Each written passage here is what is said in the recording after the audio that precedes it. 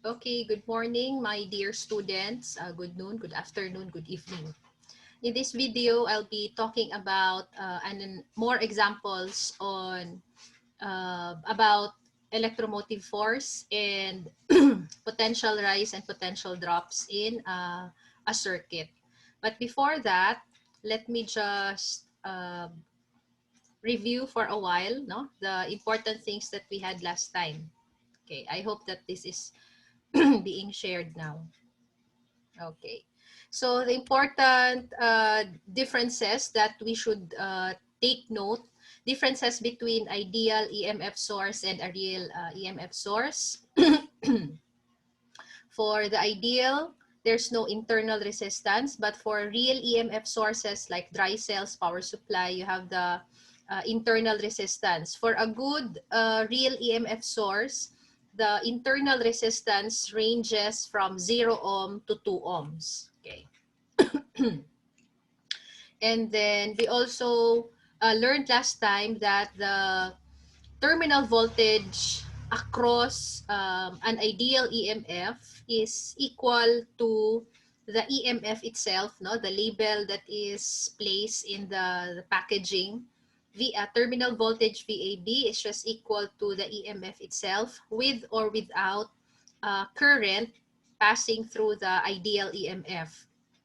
Now, if the ideal battery is connected to a complete circuit, then whatever is the EMF of the battery, since it has no internal resistance, the EMF itself is equal to the terminal voltage across the battery.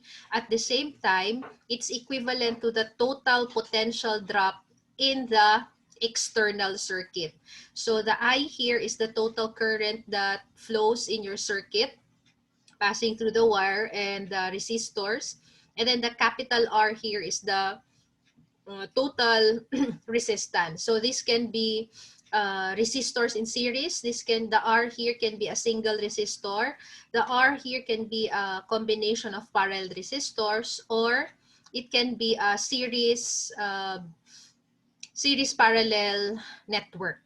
Okay, but for the real EMF, the terminal voltage of a real EMF is only equivalent to its EMF if the real battery is not connected to a closed circuit. No? In other words, if there's no current passing through the battery, then that's the only time that the terminal voltage is equal to the EMF, because we'd say here that the I here is 0 even if the R here has a little value.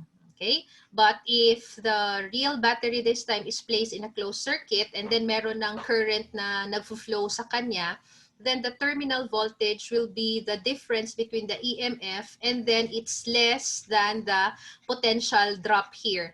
There is a potential drop within the real battery because the charges, as they flow through the battery, they encounter resistance, no, sa battery itself. Ayan. And then we also derive the total current. Ayan, I've mentioned this terminal voltage, ay. And then the terminal voltage is also equivalent to the total potential drop in the external circuit, no, outside the battery. So this gives us the current in the circuit as total EMF here divided by the total resistance. So if you notice, there's capital and small letter R here. The capital R is the total external resistance, and then the small r is the total internal resistance. Okay? So in other words, the EMF here, since this is total, uh, let's talk about the combination first of batteries, no? Kasi in the real case, in real situations, we can actually combine batteries also, no? It's not just for resistors or bulbs or capacitors. We can also connect more than one batteries. Okay, so let's talk about that. Let's go muna here. Let me share this. Ayan. What is this? Okay, so before the kind of battery combinations, let's take a look at the potential rise and the potential drops first in a circuit. I believe I haven't discussed this last time. So the idea is the change in the potential of each charge as it travels the circuit here, the change in its potential is zero. So in other words, whatever potential it has at one point in this cycle here, once it finishes one complete travel, the potential of the charge will not change. So let's take a look at the graph here. What is plotted in the vertical axis is the voltage, no? No, not voltage. Let's call it potential. Kasi pag voltage, it's already the difference in potential. So take note of that. So I'll just talk about this is potential, no? Energy per charge along the y-axis. And then the x-axis here is the actual location in the circuit. So we will actually see in the graph here which part in the circuit is potential rising and which part in the circuit or parts in the circuit the potential is dropping. I hope you've realized by now that every time a charge enters an EMF source, okay, so ito single pa kasi. So since isa lang ang EMF source natin dito, as the charge enters the EMF source, it will there's a mechanism in the EMF source that will enable the charge to defy what's natural, which is to move from low to high potential. So let's start. The graph here is starting somewhere in the negative terminal of the battery. Ayan. So the EMF of the battery is 12 volts. You have an internal resistance of 2 ohms. Therefore, this battery is real. It's not ideal. Pero it's a good battery because the internal resistance is still within the good range, no? Maximum 2 ohms. So imagine that there is a conventional charge, a positive charge, no? So from the negative terminal, we can say that it has zero potential, so that's 0 volt. So at this terminal of the battery, you have here 0 potential. But with the mechanism of the battery here, the charge, the positive charge, will now be pumped uphill so that it will gain potential of 12 volts. No? So ipapump uphill siya. So the charge now from negative jumping to the higher terminal will now have 12 volts of potential starting from 0. So you look into the graph here, you notice here a steep jump from 0 to 12 volts. Okay, so there's now voltage. The voltage now between the negative and the positive terminal, we now call it voltage because it's a difference in potential between the minus and the plus. You have a voltage of 12 volts. But looking at the charge, so let me draw something here. So it's like, I'll have red for the charge. So from here, you have the conventional charge, 0 volt siya, but suddenly it's being pushed uphill. Now it has a 12 volt potential once it reaches the positive terminal. Yan, ito yung charge natin. So as the charge travels in this segment of the wire, ito, that the potential of the of the charge does not change because we'd say that the wire here is an ideal wire. So for an ideal wire, we say that its resistance is essentially 0. So no potential drop, so 12 volts, 12 volts, 12 volts until the charge reaches this point here. So if you look at the graph here, it's 12 volts, 12 volts. But once it enters the resistor now, there will be a potential drop here because nga, as the charge enters the resistor, it will lose energy. Diba? Kasi it will be converted to heat because of friction. So this becomes high potential to low potential. So Ohm's law will give the potential drop here. It's just 2 amperes times 2 ohms, V equals IR.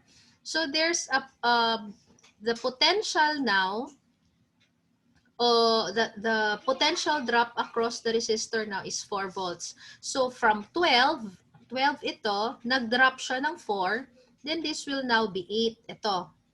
So the charge when it leaves the negative terminal of the resistor, from having a potential of 12 volts, it will now leave the resistor having 8 volts na lang of potential kasi nga nag-drop siya.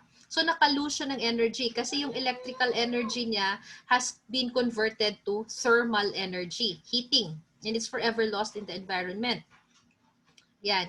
So 8 volts siya dito na potential.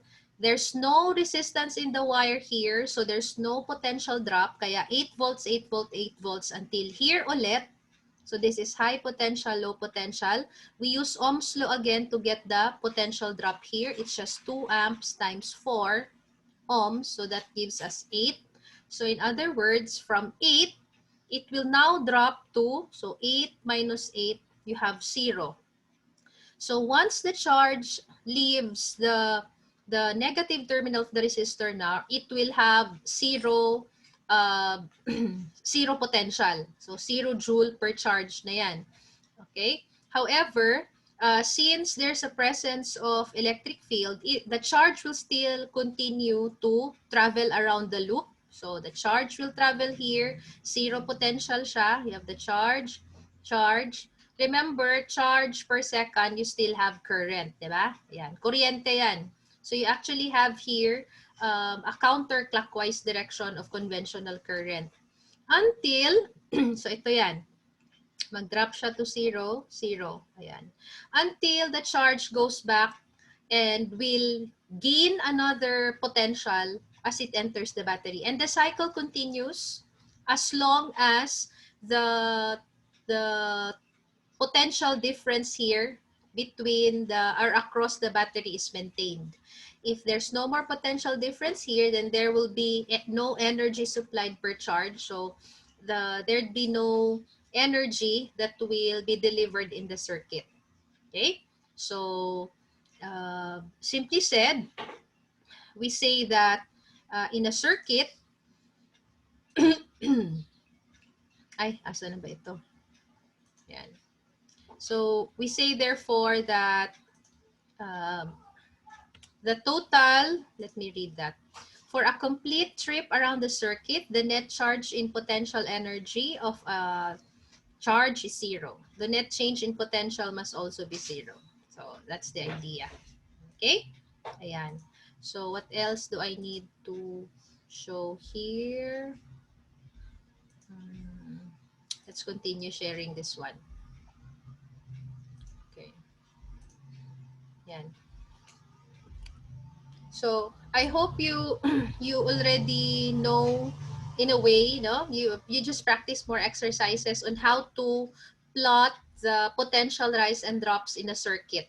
Okay? Ayan. Kasi I think it's also part of the problem set number 8 that I have given.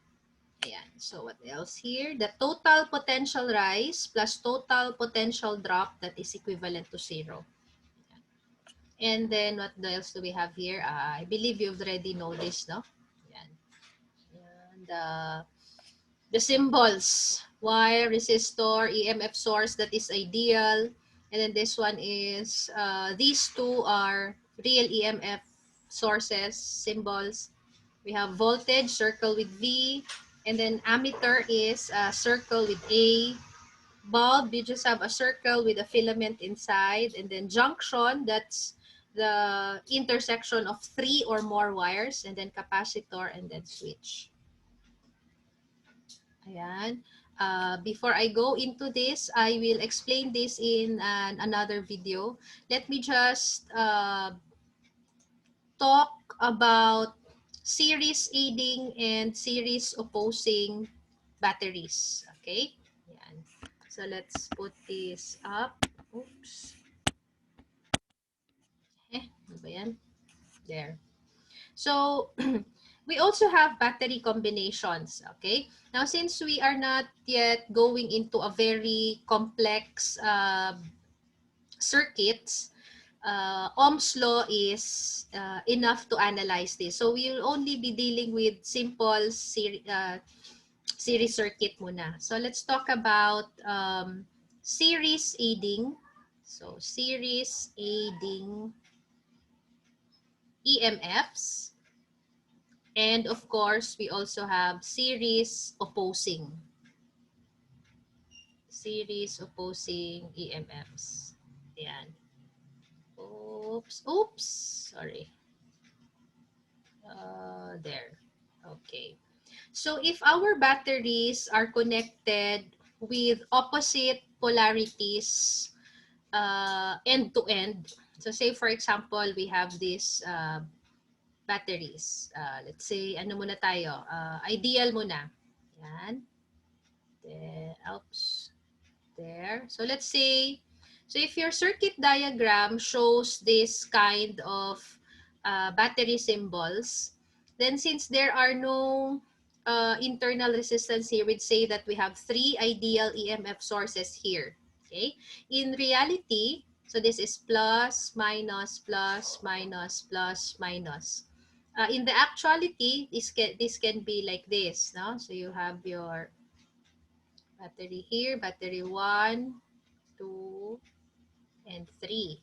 It's like the batteries in a flashlight inside, no?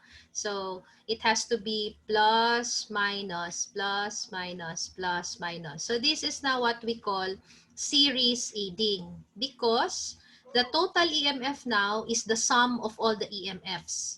Kaya it's aiding kasi mag-a-add up siya. Series aiding EMFs.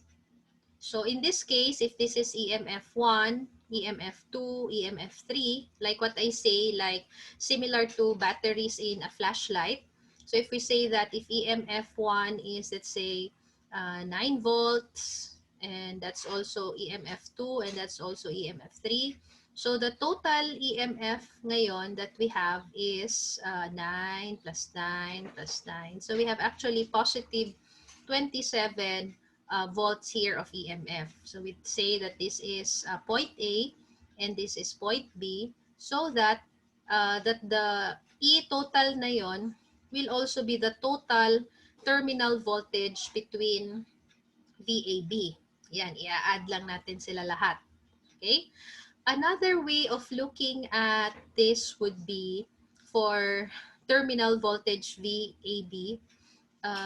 If you are to determine the potential difference between 2 points, so let's say VAB here, unknown siya, another way of looking would be you add all the potential rise or potential drop that you encounter as you travel from point B to point A. So you always need to take note of this proper sequence. When you add the potential rise and the potential drops, you start your travel from the second subscript going into the first subscript. So in this case, we do not have a potential drop here because everything from A to B, all that we encounter are potential rises. So and then the exit sign, so take note, as you travel from B to A, the exit sign will also be the sign in the summation. So in this case, I'd say that from B to A, yan, I'll travel from B going to A. So the first that I encounter is EMF3. So my exit sign for EMF3 is positive. So I'll have EMF3 positive. And then as I go further, positive ulit, the exit sign for E2. So that's plus in the summation. And then finally, the exit sign here is plus. So that's positive. Kaya this would still be positive 27 volts. The positive sign here is telling us that the first subscript is of higher potential and the second subscript is of lower potential. But if the question is, what is the potential difference between B relative to A, then you travel from A going to B. So that would mean the opposite. So I'll travel from A to B. By doing that, the exit sign for EMF1 is negative. So I'd say here negative EMF1. Exit sign here in the direction rightward is negative EMF2, and exit sign here is negative EMF3. So this is negative 27 volts, which is a shout out. No, ito, the negative sign is telling you that the first subscript is lower potential, the second subscript is of higher potential. Okay, so we will use this sign convention also in our uh, one of our lab experiments, no, on resistor combinations under DC circuits. Ayan. So that's for series aiding. For series opposing, okay, what do you think is the arrangement? If in series aiding, the polarities must alternate in the connection of the batteries. So if it's series opposing, then the same polarity are side by side. So this happens, for example, when you mistakenly place one battery in your flashlight. So let's just say that the first battery is positive. However, your second battery is also same polarity siya. So this is the plus. Ayan. So this is positive, negative, negative, positive. So if this is A and this is B, ayan, let's just say we use the same battery that we had earlier, 9 volts. So this is E1, 9 volts. This is E2. So if this is placed in a flashlight, you'd notice that the bulb will not light up, no? So bakit kaya? Let's find out kung ano ang total. So this is now an example of a series opposing. Okay? Series opposing arrangement for your EMFs, wherein instead of combining the individual EMFs, they somehow oppose each other. So the total now will be less than the individual. But in this case, if we'd say that the two batteries, two EMFs are equal, so let's find out. So for series opposing, it's just, so the E total is, pag dalawa lang sila na naka-connect ganyan, we'd say that it's uh, E bigger EMF minus the smaller EMF. E bigger, E smaller. So in this case, walang E bigger, walang E smaller. So we just say E1 minus E2. So this is 9 minus 9. So you have a total of 0 volt here. In other words, there will really be no energy per charge. So the battery in your flashlight will not light up. By the way, the schematic symbol for this arrangement would be plus, minus, minus, plus. Ayan. Schematic symbol natin. So this is plus, minus, minus, plus. Ayan. If, let's say, if E1 here is, let's say, larger, let's make it 12 volts, but E2 is just 9 volts. So the E total now for opposing is just 12 minus 9. So we have 3 volts, and then the direction of current is dictated by the larger battery. So direction of current is determined by the bigger EMF. So in this case, if E1 is larger than E2 and E1 here is plus minus, so the current now will be going out from plus. So pag i-connect natin to siya sa external resistor, for example, ayan, meron kang R here. So the direction of the current will be dictated by this one, itong si 12 volts. Kasi ito 9 lang, di ba? So the current now will be counterclockwise. So as it enters R, current will be going to the right. So this is plus minus in the polarity here. And then it enters this one. Yan. So it's something like that. Uh, if it's the other way around, if E2 is larger than E1, then the direction of the current will now be clockwise. Okay? And then it can also be composed of 2 or more batteries. Okay. So if there are 3 batteries, for example, let's say if your circuit is like this, let's say meron tayong internal resistance, for example. Ay, mamaya na lang yan. Ayan. So, uh, plus, minus, minus, plus. Ayan. So, in this case, if this is E1, E2, E3, and then we can just do it algebraically, no? So, if this is A and this is B, okay? If you want to determine VAB, then we go from B to A. So it's just this, the direction will be from B going there in direction of evaluation. So the exit sign for E3 is negative. You have negative E3. Exit sign is plus, plus E2. Exit sign is minus, positive. And then you have your total EMF here. Because we need this if, let's say, for example, we want to determine the total current in our simple series circuit. Okay, so we will learn more of this in the next videos where I discuss examples. Okay, that's all for now. I'll see you next time. Bye. How do you stop this?